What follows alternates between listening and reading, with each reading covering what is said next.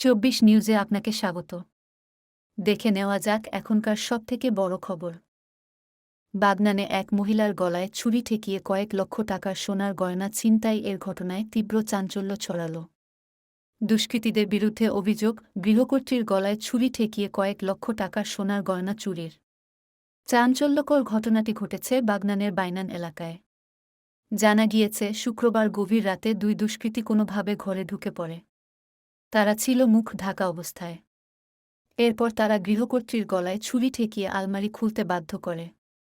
ওই মহিলা প্রথমে দুষ্কৃতীদের কিছুটা বাধা দিতে চেষ্টা করেন, কিন্তু দুষ্কৃতীদের হাতে উদ্যত ছোরা দেখে তিনি শেষমেশ আলমারি খুলে দেন।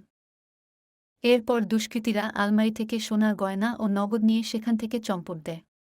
শনিবার সকালে ঘটনাটি জানাজানি হতেই এলাকায় সাড়া পড়ে যায়।